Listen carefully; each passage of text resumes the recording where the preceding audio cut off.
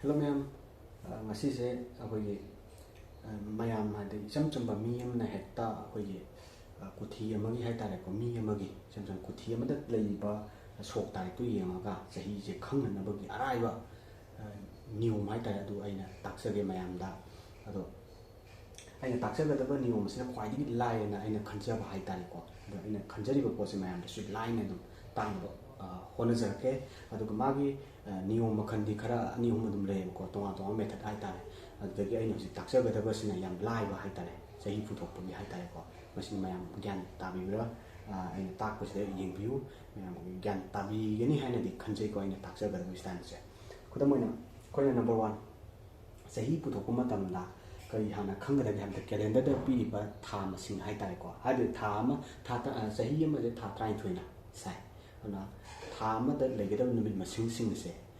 tha ma gi 31 obi lei 28 days na sabul lei 30 na sabul lei smai tong da mathang lei ba sida astrology hai tare ko jyotish shastra gi matungina astrology subject sidadi ai gi 30 days na loi shaina lo ne masi sor pamtang hai takjang ge ko hoje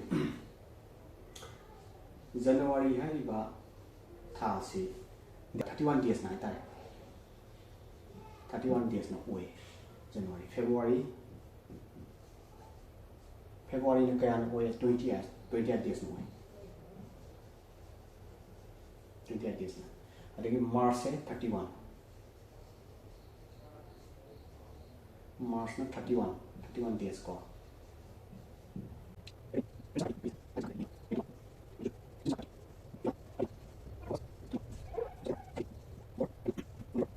December 31 smai to dana 31 days na sare January gi February 28 adi March 31 smai to mathang dai ba sida astrology hai ba subject sida di hai jyotish shastra hai da ko panji sing gi ba sei puthokpai nium hai ga dra masida kolok matam da di astrology subject sida di tha ma hai ba se 30 na lui sha ga ne masi kudamoina sigi 30 sagi ta di 1 plus lakh ne amma hili na sija 30 na saba hai bani na sije kya le 2 minus masing ni kwa le sidagi plus 1 na sina 0 le ko adek sida plus 1 na sida 0 le sida plus 1 tha ji ko the plus 1 sida 0 the plus 1 the 0 sida plus 1 smai to dun lai adi tadi si plus to kama tam deo 1 2 3 4 5 6 7 7 le sida 2 maram ni kan si 30 na sa ga ni na 2 je minus to sida 2 minus to si 5 le aduna 5 days socket le 28 days ki 30 na sa ga minus le ge ko adu sida henkala ba masing sing se 30 na tha ma ngi sa bani na sumai to dana 5 se an ahem le aduna sigisima le ge sin number 1 sima khang ni ko adu matong na kai la ni ha mam tam da koi ge sahi puthokpa matam da sahi gi ba sabal la na koi gi year sabal la je sabal puthokpa da sabal sina sahi puthokpa gi ahan gi ma sahi gi ma adaga malli mal ha tha gi man sabal ama shi ani sinem daga le hai ri ban se habdi chahi du puthong na da bagi tamta adu ta sagi wene yeng ko matam da di tha gi saban se yaw dra su yai ko relax oi ke su kai de maru ene chahi gi saban puthong loe adu haujiti kari to da gam ku te ma ka aina mayam da ucher ke ko masigi hai ba sigi ku the sigi sok tarik se pal ko sok tarik pal le ba sida magi chahi je haujiti chahi kya ta ke ha to khang na mu nong ta amu yeng asi ko aduna haujiti chahi ngasi gi chahi sima khang da ya de ngasi gi chahi ngasi tha ngasi tarik sima khang da ya de ngasi han to pe ngasi gi tarik sok tarik se chahi na han ibi ko masigi se 2024 ko masigi thasina 11 ko adagi tarik sina 6 masigi se number 1 hana khangda ya de aduga kuthi de yaoriba sok se masida le 1993 ko 1993 thambir ni kamai mai mapa sana thambiro aduga thana amma January de pui hani ko adik tarik na tare smai pui sise minus to wada ne minus to wada minus to wada tamda akona hana khanga da se hana de khang ko khang su le ko akona hana maths side subject da di maths ki hana da bi da koi common loina mayam na minus plus minus to bagi mayam gi calculation duga astrology ki subject da have the jyotish shastra hai ko thi gi da hai tar ko ma sei bu to ko ji khena ba khra di le gi ko 16 nen lo du ne man di mathanga pi abani na makana chom 16 lo we ba adu si da di ya de kari hai gi sina kari hai ne lo kani ha ba tam da si gi area si bu days ne days ke an sagre t na sagi na sai hai do days 30 days na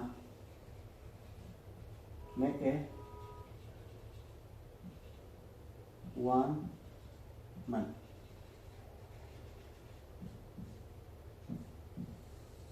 thama chi ni kunthani na sagar ni na si je ke do ni 30 days ne na tu yo ko mathana pm ni na si 30 ne lo sida si se sida lo si plus la ni ko mathana pik pagi ni ko 36 time eh ko adi tadi si se si na 7 la pilo sina minus 6 minus 7 9 1 ke la pado sidin niom matumina si tratu ne lo ni ko masi 16 ne lo wi de bari ni ko gen dai ko 7 8 9 10 11 12 13 14 15 16 sumi ko alma 9 si gi 9 si le si ya ko si gi na 16 ne lo wi bari ko aduda 1 ama hem to sida 1 le de khal ni ko ari dati sida 2 sile six na sile 20 ga 9 29 le ko si buti gyan ta bi ko si ta ri be du ga i si ma u che re ko ma ade ma tum ta ba si da mathak ta tha tra ma thoi no ma kha do ko adu si da ma sai mathak na pi abani na 30 plus to gra bani na 1 hai ba ma de a hen ba man di mathak no pi ba amu had sokol pa ama to sida pusala ne mana 30 loction ga ni na the 1 hai plus to ga 2 la ne the 1 la kani na si 2 ni lo ne na ta adu 11 da gi 2 hai do 9 ta minus ni ko si disna sta la se si 9 ya ne ko si jima sina tha ni ko sina man sibutu gyan tare ko then chahi gi matang dong la adi 4 minus 3 sidi du 1 ta jai ko 2 minus 9 sina kariya lo ni 12 ne lo ni ko sigi de hong bale te ko ko na hana plus minus ki nium da dum to ni ko hai minus ha ni pusan mo ko sam bale ro shi di normal calculation dum to ne ko 12 ne long ta ni adi kya tare 9 10 11 12 3 ta adi da 12 lo mina 1 to sila 10 ta 10 to 0 เลยนะอันนี้สิได้เตียนลบกันไปสิตูลานี่0 0เลยทำได้ได้มาได้31เนี่ยเอาสิเลยใช่แกอะไรนะ31 9 20 ga 9 สิเลยเนี่ยมาสิตาริกสิดา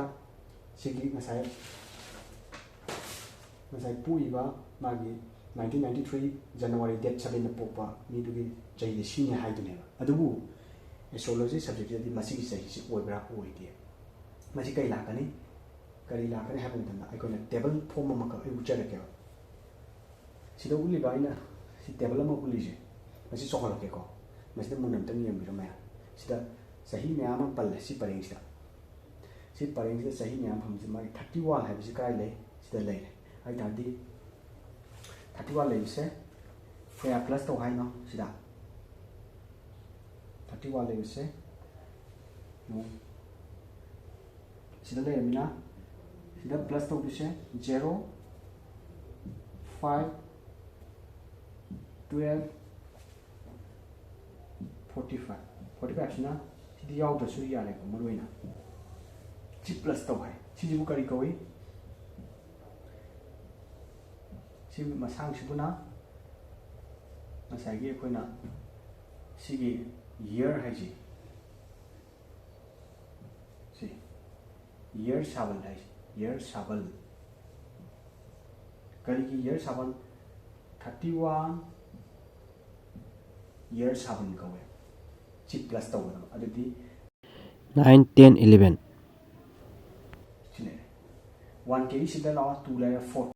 adudi 41 tha masagi koina kaya la kare numi kunthani na tha ma sabani na sidi thamba yadre chumi ko adida sidi katha piro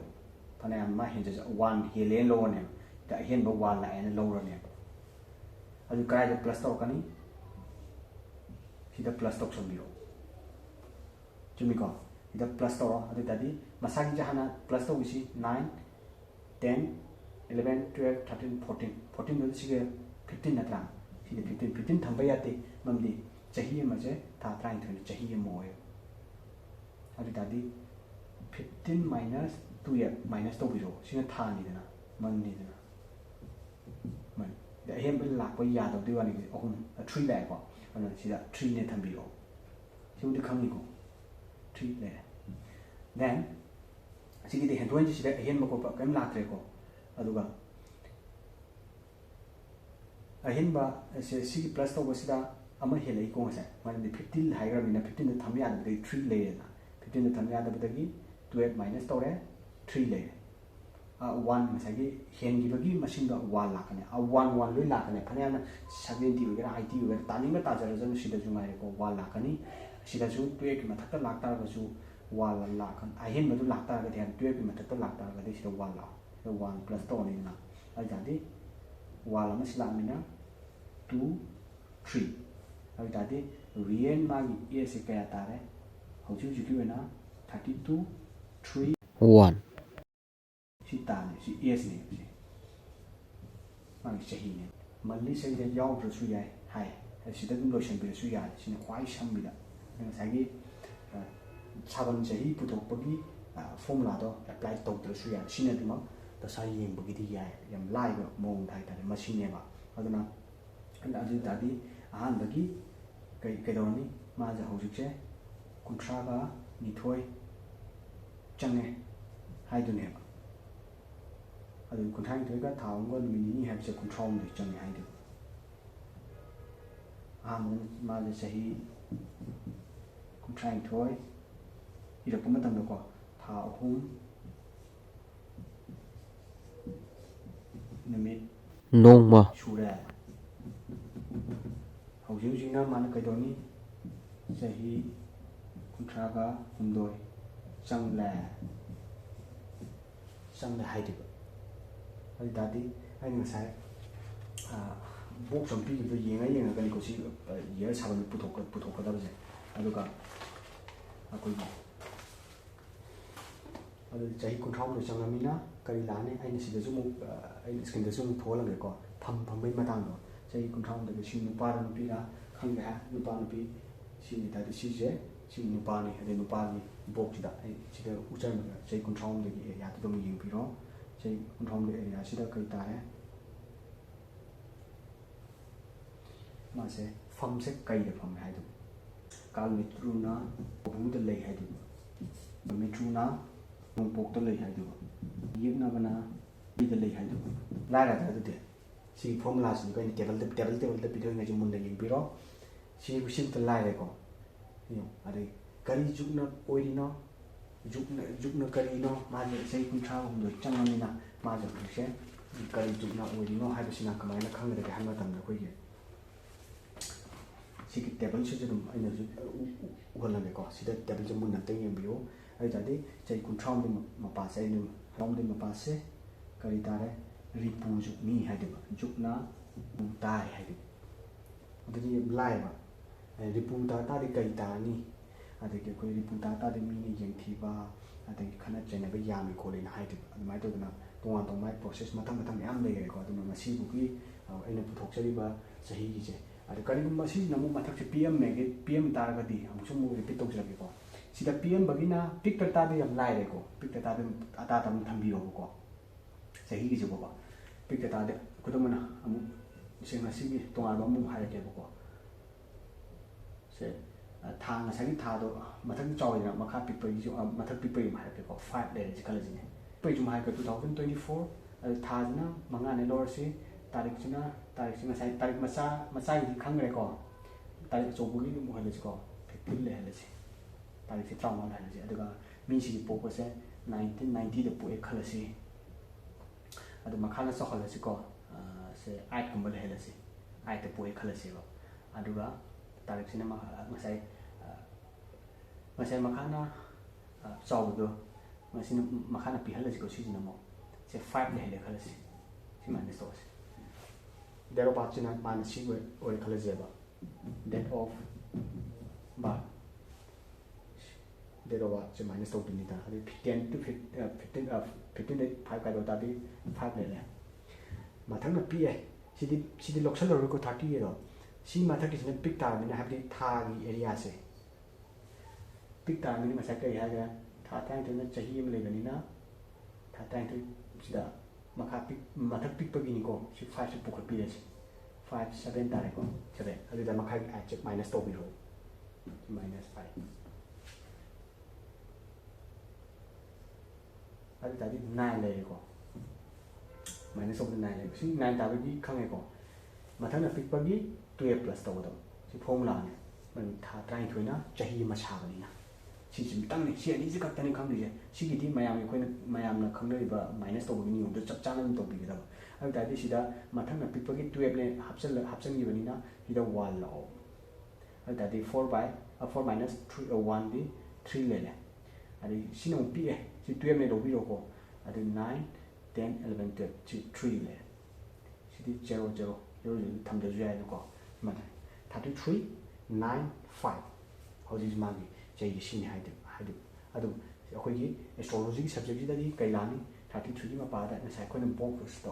ꯇꯦꯕꯜꯗ ꯎꯠꯆꯈꯤꯕꯗꯣ 33ꯗ ꯀꯔꯤ plus ꯇꯧꯅꯤ ꯍꯥꯏ ꯁꯤꯒꯤꯁꯦ 0 5 12 ꯁꯤꯒꯤ 45 ꯇꯟꯗꯁꯤꯗꯤ ꯍꯥꯞꯄꯁꯨ ꯌꯥꯔꯦꯀꯣ ꯁꯤꯒꯤꯁꯦ plus ꯇꯧꯕ ꯑꯗꯨꯗꯤ 17 9 10 11 12 13 14 14ꯁꯦ ꯊꯝꯕ ꯌꯥꯗꯦ ꯊꯥ 32ꯅ ꯊꯥ 14 ꯂꯩꯇꯕꯅꯤꯅ ꯁꯤꯁꯦ ꯀꯩ ꯂꯥꯛꯑꯅꯤ 14 minus 12 2 ꯅꯠꯇ꯭ꯔꯥ ꯁꯤ 2ꯅ ꯊꯝꯕꯤꯔꯣ ꯌꯥꯔꯦꯀꯣ ꯑꯗꯨꯗꯤ 14 ꯍꯥꯏꯕ ꯑꯃ ꯃꯥꯅ ꯍꯦꯟꯒꯠꯈ꯭ꯔꯕꯅꯤꯅ ꯁꯤꯗ 1 ꯂꯥꯛꯑꯣ ꯁꯤꯗ ꯑꯗꯨ ꯇꯥꯔꯗꯤ ꯀꯌꯥ ꯇꯥꯔꯦ ꯁꯤꯗ 4 ꯂꯥꯛꯑꯣꯏꯗꯕ 1 ꯄ꯭ꯂꯁ ꯂꯥꯛꯑꯃꯤꯅ 34 ꯑꯗꯨ ꯇꯥꯔꯗꯤ ꯃꯥꯁꯦ 34 yearsꯅꯦ ꯏꯌꯔꯗ ꯑꯗꯨꯒ 2 months ꯀꯣ 17 days ꯁꯨꯃꯥꯏꯅ ꯂꯥꯛꯀꯅꯦꯕ ꯁꯨꯃꯥꯏꯅ ꯇꯧꯅ ꯌꯦꯡꯕꯒꯤ ꯋꯥꯔꯤꯅꯤ ꯌꯥꯝ ꯂꯥꯏꯕ ꯃꯑꯣꯡꯗ ꯍꯥꯏꯇꯥꯔꯦ ꯃꯁꯤꯅꯤ ꯃꯌꯥꯝ ꯈꯪꯕꯤꯕ ꯌꯦꯡꯕꯤꯔꯣ ꯒ꯭ꯌꯥꯟ ꯇꯥꯒꯗ꯭ꯔꯥ ꯍꯥꯏꯅꯗꯤ ꯈꯟꯖꯩ ꯁꯤꯒꯤ ꯃꯇꯥꯡ ꯑꯁꯤꯗꯀꯣ ꯁꯤꯅꯤ ꯉꯁꯤꯒꯤ ꯑꯩꯅ ꯆꯍꯤ ꯄꯨꯊꯣꯛꯄꯒꯤ ꯍꯥꯏꯇꯥꯔꯦꯀꯣ ꯌꯥꯝ ꯁꯝꯂꯞꯄ ꯌꯥꯝ ꯑꯔꯥꯏꯕ ꯃꯑꯣꯡ ꯍꯥꯏꯇꯥꯔꯦꯀꯣ ꯁꯤ ꯅꯠꯇꯕ ꯇꯣꯉꯥꯟꯕꯁꯤꯁꯨ ꯂꯩꯌꯦꯕꯀꯣ ꯑꯗꯨ ꯁꯤꯁꯤꯅ ꯍꯦꯟꯅ ꯂꯥꯏꯒꯅꯤ ꯍꯥꯏ ꯈꯟꯗꯨꯅ ꯃꯌꯥꯝꯗ ꯑꯩꯅ ꯚꯤꯗꯤꯑꯣꯁꯦ ꯁꯦꯝꯖꯕꯅꯤ ꯍꯥꯏꯇꯥꯔꯦꯀꯣ ꯁꯤꯅ ꯉꯁꯥꯏꯒꯤꯗꯨꯅ ꯁꯤꯗ ꯄꯤꯔꯤꯕ ꯑꯩꯈꯣꯏꯒꯤ ꯍꯧꯖꯤꯛ ꯌꯥꯝꯅ ꯃꯌꯥꯝꯅ ꯈꯪꯅꯕ ꯍꯥꯏꯇꯥꯔꯦꯀꯣ ꯗꯦꯠ ꯑꯣꯐ ꯕꯥꯔꯠꯁꯦ ꯄꯤꯅꯔꯝꯕ ꯍꯥꯏꯇꯥꯔꯦ ꯗꯦꯠ ꯑꯣꯐ ꯕꯥꯔꯠꯁꯦ ꯉꯁꯥꯏꯒꯤꯗꯣ 1993 January date 7ꯗ ꯄꯣꯛꯏ ꯍꯥꯏꯅꯦꯕ ꯁꯤꯅ ꯃꯌꯥꯝꯅ ꯁꯨꯃꯥꯏꯅ ꯗꯦꯠ ꯑꯣꯐ ꯄꯤꯅꯕ ꯍꯥꯏꯗ ꯍꯧꯖꯤꯛꯁꯨ ꯉꯥꯏꯅ ꯑꯔꯥꯏꯕ ꯃꯑꯣꯡꯗ ꯂꯣꯏ ꯄꯤꯔꯦꯅ ꯍꯧꯖꯤꯛ ꯁꯨꯃꯥꯏꯅ ꯄꯣꯛꯑꯦ ꯑꯗꯨ ꯊꯥꯏꯅꯒꯤ ꯃꯇꯝꯗ ꯍꯥꯏꯇꯥꯔꯦ ꯁꯤ ꯄꯤꯗꯕꯗ ꯁꯤꯗ ꯑꯩꯅ ꯎꯠꯆꯒꯦꯀꯣ ꯁꯀꯥꯞꯇ ꯍꯥꯏꯁꯦ ꯁꯀꯥꯞꯇ ꯊꯥꯕ ꯊꯥꯏꯅꯒꯤ ꯑꯌꯥꯝꯕꯅ ꯂꯣꯏ ꯇꯧꯋꯤꯀꯣ ꯁꯨꯃꯥꯏꯅ ꯑꯩꯈꯣꯏꯒꯤ ꯁꯀꯥꯞꯇ ꯍꯥꯏꯔꯒ ꯁꯦ 1914 ꯑꯗꯒꯤ ꯊꯥꯅ 8 ꯀꯣ संक्रांति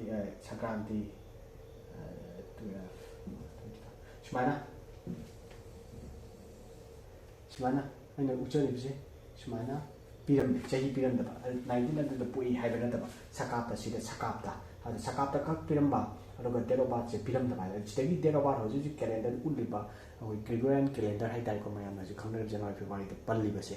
ꯃꯁꯤꯗ ꯄꯨꯊꯣꯛꯅꯕꯒꯤꯗꯃꯛꯇ ꯀꯔꯤ ꯐꯣꯔꯃꯨꯂꯥ ꯂꯥꯛꯀꯅꯤ ꯍꯥꯏꯔꯒ ꯁꯤꯒꯤ ꯐꯣꯔꯃꯨꯂꯥꯁꯤ ꯁꯨꯡꯀꯥꯎ ꯀꯥꯎꯔꯅꯨ 70i 4 14 ꯁꯤꯁꯦ ꯄ꯭ꯂꯁ ꯇꯧꯒꯗꯕ ꯉꯁꯥꯏ ꯁꯀꯥꯞꯇ ꯁꯤ ꯌꯦꯡꯉꯁꯤ ꯑꯗꯨꯗꯤ ꯑꯩꯈꯣꯏꯅ